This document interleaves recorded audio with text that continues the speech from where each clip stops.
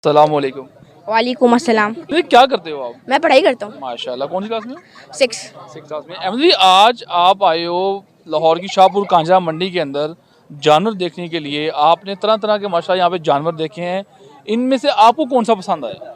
मुझे ये वाला पसंद आया। इधर लोग खड़े हैं, आपको नजर नहीं आ रहा होगा। ये इधर ये है, ये वाला जानवर। तो क्या इरादा है इसको लेके जाने का आपका?